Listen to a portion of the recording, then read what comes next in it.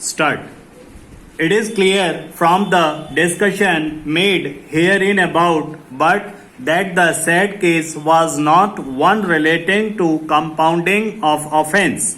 Apart from that, the comfort found that the due of the banks have been satisfied by receiving the money, and the suits filed by the bank in the civil court have been comprised.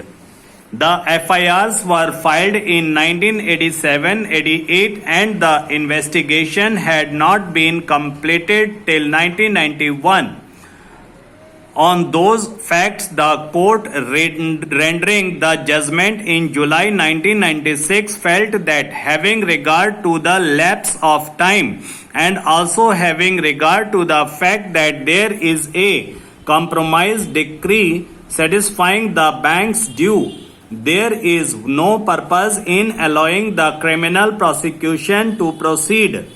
On these considerations, this court held the provision of Section 482 of the Criminal Procedure Code. In the facts of that case, the learned judge held that the bank filed suits for recovery of the dues on account of grant of credit facilities, and the suits have been compromised on receiving the payments from the company concerned. The learned court held it an offence of cheating in prima facie constituted. Such offence is a compoundable offence, and compromise decrees passed in the suit situated by the banks for all intents and purposes amount to compounding of the offence of cheating. In that case, the court came to the conclusion, since the claims of the banks have been satisfied and the suits instituted by the banks have been compromised on receiving payments, the court felt that the complaint should not be perused any further, and therefore the decision of the High Court in questioning the complaint does not require any interference under Article 136 of the Constitution. It is therefore clear that no legal proposition has been laid down on the compounding of offence of Duncan's Agro. This court proceeded on the particular facts of the case discussed above. Therefore, the said decision cannot be an authority to contend that by mere sanctions of a scheme, the offences committed by the appellant company prior to the scheme stand automatically compounded. Reliance was placed on the decision in the court in the case of CBI, New Delhi, reported in 5 SCC 257. In that case, reliance was placed on the decision of this court in Duncan's Agro as such. The court found that the aforesaid scheme being a voluntary scheme introduced by the Government of India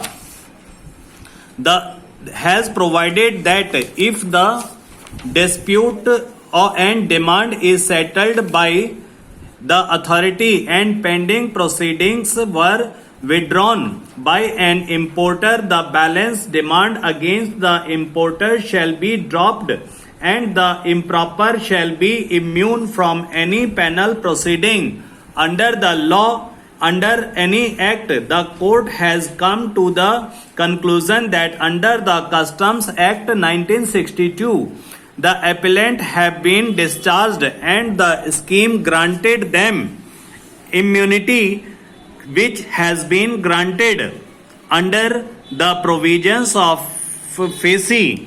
Be made out an identical allegation, namely the evasion of customs duty and violation of any notification under the said act.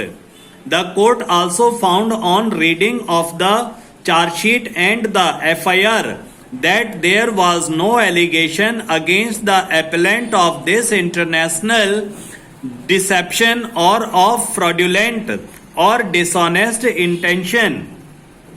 On those facts, of court held that once a civil case has been compromised and the alleged offence has been compounded, the continuance of the criminal proceedings thereafter would be an abuse of the judicial process. Reliance was also placed on the judgment of this court in the case of CBI and others.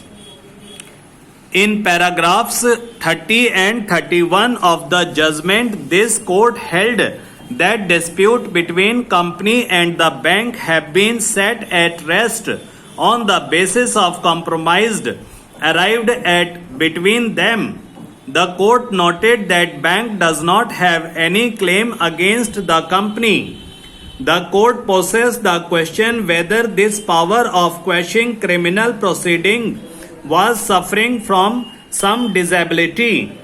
A person to represent the aforesaid category of persons is only competent to compound the offence in such cases. The permission of the court is statutorily required. Section 324B also reiterates the same principle by providing that when a person who is otherwise competent to compound an offence is dead, his legal representatives as defined under the Code of Civil Procedure may, with the consent of the court, compound such offence.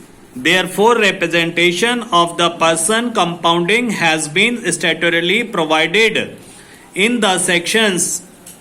Relying on the aforesaid clause in section 147 of the NI Act, Learned Counsel for the appellant argued that a three-judge bench decision of this court in Damodar case held that in view of the clause in section 147 of NI Act, which is a special statute, the requirement of consent of the person compounding in section 320 of the code is not required in the case of compounding of an offence under NI Act. This court is unable to accept the aforesaid contention for various tensions.